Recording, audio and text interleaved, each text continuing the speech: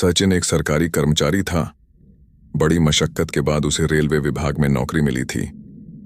हालांकि नौकरी लगने की खुशी के साथ साथ उसकी आंखों में डर भी था, क्योंकि उसकी पोस्टिंग किसी सामान्य रेलवे स्टेशन पर नहीं बल्कि भारत के सबसे भूतिया माने जाने वाले कालीपुर रेलवे स्टेशन पर हुई थी। यह स्टेशन अपने डरावने किस्सों के लिए कुख्यात था। पिछले कई सालों में यहाँ काम करने वाले अधिकतर कर्मचारी कुछ दिनों के भीतर रहस्यमयी परिस्थितियों में मारे गए थे। बचपन से ही सचिन ने इस स्टेशन की भूतिया कहानियां अपनी दादी नानी से सुनी थी, पर घर की आर्थिक स्थिति ऐसी थी कि नौकरी छोड़ने का सवाल ही नहीं उठता था। एक दिन अरुण सर ने सचिन को बुलाकर कहा, सचिन, अब से तुम्हारी शिफ्ट रात की होगी।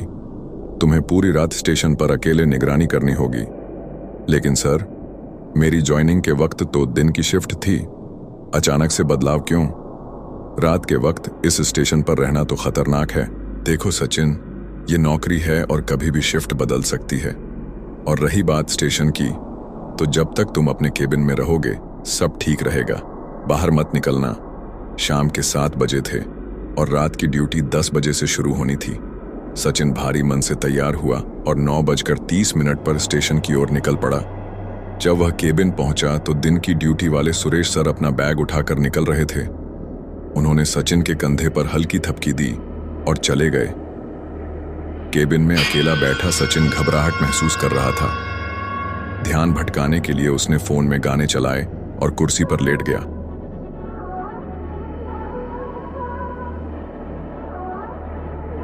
तभी उसे लगा जैसे कोई धीमी आवाज में उसका नाम पुकार रहा हो।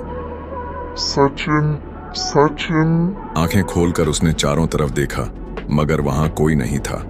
घबराहट के बावजूद उसने खुद को संभाला। फिर अचानक उसके फोन में एक अजीब गाना बजने लगा, जिसकी भाषा और धुन उसे समझ नहीं आई। गाने की आवाज इतनी तेज होने लगी कि सचिन के कान फटने लगे। उसने फोन बंद करने की कोशिश की, लेकिन स्क्रीन काली हो गई और फोन बंद ही नहीं हुआ। तभी केबिन के दरवाजे पर जोर जोर से दस्तक हुई। किसी लड़की की आवाज आई, बचाओ, प्लीज दरवाजा खोलो, वे लोग मुझे मार डालेंगे।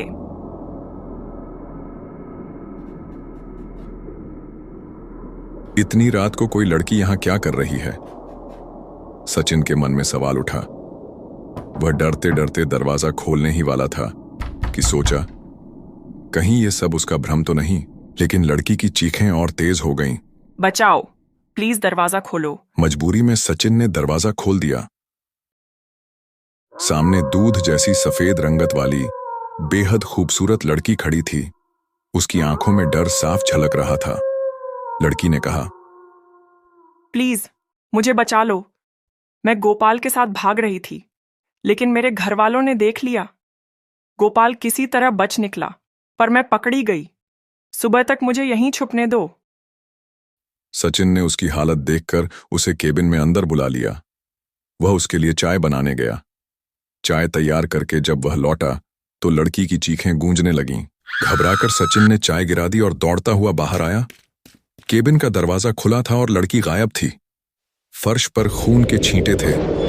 सचिन ने डरते डरते बाहर झांका